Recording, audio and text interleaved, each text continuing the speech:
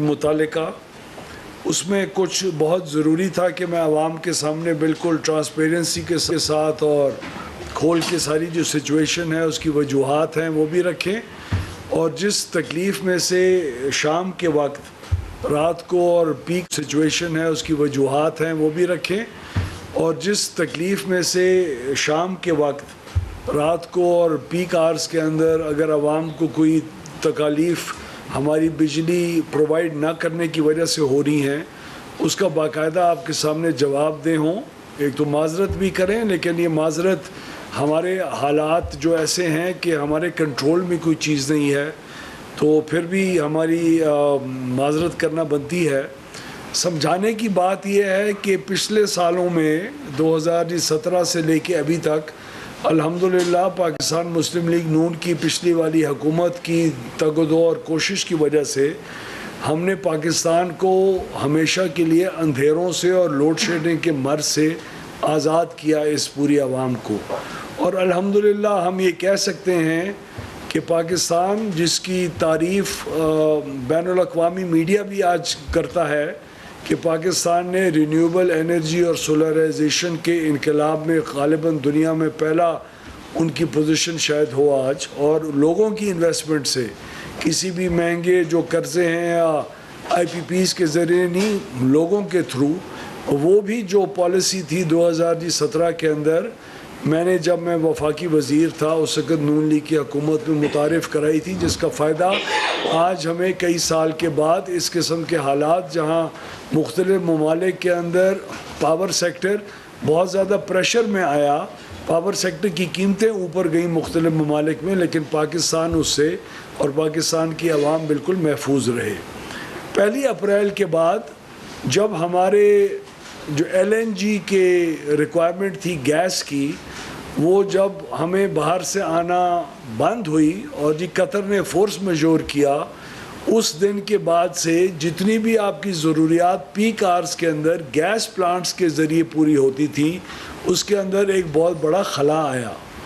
मैं आपको बताऊं कि पिछले साल अप्रैल के अंदर जो हमारी आबी ज़ख़ायर से बनी हुई बिजली थी, पन बिजली, वो पिछले साल अप्रैल के अंदर 3200 मेगावाट थी, और हमारी LNG के प्लांट से अप्रैल की ज़रूरियात को पूरी करने के लिए 3000 मेगावाट LNG के प्लांट से LNG के ईंधन से पिछले साल अप्रैल में बनाए जा रहे थे।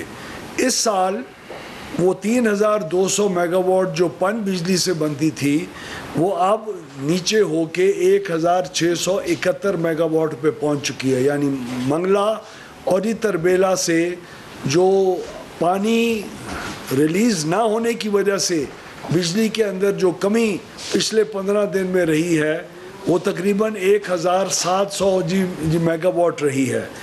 यानी तो हमारा तकरीबन शॉर्टफॉल जो है मिला के 2500 मेगावाट LNG का हमारा जी शॉर्टफॉल आया, बाहर से ईंधन नहीं आ रहा, मेरे प्लांट्स बिजली नहीं बना सक रहे, और 1530 मेगावाट का शॉर्टफॉल हमें पन बिजली ना पैदा होने की वजह से हुआ। ये क्यों हुआ? 2100 मेगावाट का जो शॉर्टफॉल गैस की पावर के अंदर हुआ वो इसलिए हुआ क्योंकि बाहर से गैस नहीं आ रही। ईरान की जो जंग अमेरिका के साथ लगी हुई है और स्ट्रेट ऑफ हॉर्मूज़ के अंदर जो इशू है उसकी वजह से हमें गैस मौसूल नहीं हो रही, और कतर ने फोर्स मेजोर किया हुआ है, वो आपके और आवाम के इल्म में है। पन बिजली के अंदर 1530 मेगावाट की कमी क्यों आई? इस दफ़ा अप्रैल के महीने में मौसमी हालात और बारिशों की वजह से हमारे जो सूबे हैं जिनको पानी की ज़रूरियात किसान के लिए होती है, और पानी का एक क्लियर प्रिंसिपल और रूल है पाकिस्तान के अंदर कि पानी उस वक़्त इन ज़ख़ीरों से रिलीज़ होगा जब किसान पानी मांगेगा, वरना सिर्फ बिजली पैदा करने के लिए ये पानी रिलीज़ नहीं हो सकता, क्योंकि आगे जो किसान को अपनी फसल के लिए पानी की ज़रूरत होती है वो पूरी नहीं हो सकेगी, और ये पानी सीधा अरेबियन सी में जाके ज़ाया हो जाएगा। तो इस 4000 मेगावाट की जो शॉर्टफॉल आज है, आपको मैं मांग की भी बात बता दूं, इस दफ़ा अप्रैल के पहले 15 दिनों में कम से कम मांग 9,000 मेगावाट थी और ज़्यादा से ज़्यादा मांग 20,000 मेगावाट की रही पिछले 15 दिनों में। मुख्तलिफ औकात के अंदर ये मांग मुख्तलिफ होती थी। किसी भी वक्त पीक आवर्स के अलावा यानी दिन के वक्त जब रोशनी होती है या जब लोगों को मांग नहीं होती, उस वक़्त लोड शेडिंग ना की गई, ना आगे की जाएगी और ना की जाने की कोई ज़रूरत है।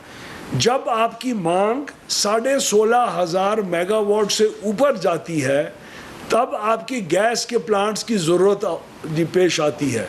जब गैस नहीं होती तो उसको पूरा करने के लिए आपके पास कोई और ईंधन नहीं है। आज पाकिस्तान के अंदर तमाम ईंधन, इंपोर्टेड कोल, लोकल कोल, न्यूक्लियर और जितनी पन बिजली मौजूद है और जो सोलर बिजली मौजूद है, तमाम के इस्तेमाल होने के बाद जब आपका 16,500 से मांग ऊपर जाती है तब आपका शॉर्टफॉल क्रिएट होता है और उस वक़्त फिर शाम के उस हिस्से में लोड शेडिंग को आहिस्ता आहिस्ता ज़रूरत के मुताबिक जी बढ़ाना पड़ता है। कुछ ऐसे दिन आए जब ये मांग तकरीबन 17,000-18,000 मेगावाट थी। कुछ ऐसे दिन आए जिसके अंदर 20,000 मेगावाट तक गई।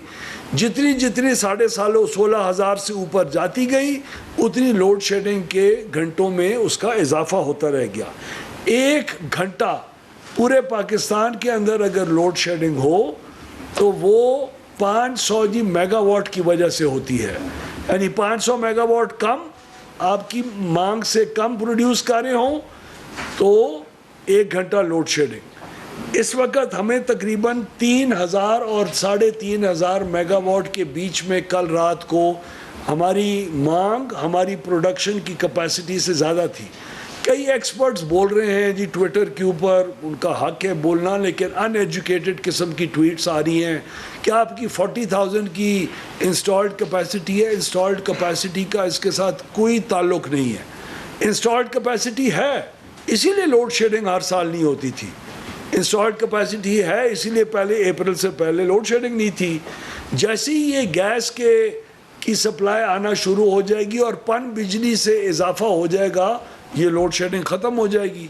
तो खुशखबरी आवाम के लिए है कि ये बहुत आर्जी हालात हैं और ये ईरान और अमेरिका की जंग की वजह से पैदा होने और गैस ना होने की वजह से हालात हैं। आज अगर हमारी पन बिजली 1600 मेगावाट 1500 मेगावाट कम भी होती, फिर भी हमारे पास गैस की इतने प्लांट्स हैं कि हम 3,000 के बजाय 6,000 मेगावाट भी प्रोड्यूस हम कर सकते थे। पिछले साल से 3,000 मेगावाट ज़्यादा। और जिस 1,500 मेगावाट के पन बिजली की जो कमी है उसको गैस से पूरा कर सकते थे और आपके ऊपर बिजली की कीमतों के अंदर भी इजाफा ना होता। हमने फर्नेस ऑयल के प्लांट्स को पूरा रन कर रहे हैं। पूरा 1,400 मेगावाट जो हमारे पास फर्नेस ऑयल है वो पूरा इस्तेमाल हो रहा है। लेकिन उसके बावजूद कल रात को हमने पाकिस्तान के अंदर मुनसिफाना अंदाज के अंदर हमने अर्बन और रूरल, देहाती पाकिस्तान और शहरी पाकिस्तान के अंदर भी फ़र्क नहीं किया। हमने इंडस्ट्री की भी लोड शेडिंग की, हालांकि वो बहुत एक जी प्रोडक्टिव था। इंडस्ट्री की लोड शेडिंग शुरू के कई दिन नहीं की जब आपके काबिल बर्दाश्त लोड शेडिंग थी। जब 3 घंटे से लोड शेडिंग का दौरानिया हमारे पाकिस्तान के अवाम जो अपने घरों में रहते हैं, जिनके पास ना जनरेटर है ना यूपीएस की आदत रह गई है, जब वो 3 घंटे और 2.5 घंटे से ज़्यादा उनके ऊपर बोझ पड़ना शुरू हुआ तब हमने इंडस्ट्री को भी लोड शेडिंग करना शुरू की। पिछले 1-2 दिनों में ये लोड शेडिंग हुई है। हमारे तमाम प्लांट्स ऑपरेशनल हैं। और ये भी आपको बताऊं कि पाकिस्तान के कई हिस्सों में, यानी हैदराबाद इलेक्ट्रिक कंपनी जो पूरा हेस्को है और जो कराची इलेक्ट्रिक कंपनी है, उस पूरे एरिया में जहाँ से साउथ से जिसको बिजली दी जाती है वहाँ भी इस वक्त लोड शेडिंग नहीं है। जो इकोनॉमिक लोड शेडिंग लॉसेस की वजह से हर साल और हर वक्त होती थी वही है। उससे ज़्यादा इजाफा लोड शेडिंग के अंदर नहीं हुआ। यानी कराची इलेक्ट्रिक और हेस्को इस लोड शेडिंग का जो बोझ आज बाकी पाकिस्तान उठा रहा है, क्योंकि साउथ में बिजली है तो वो नहीं उठा रहा। ये तमाम बोझी तफसील है जो वजह है बिजली की आज लोड शेडिंग होने में, लेकिन ये आर्जी वजह है।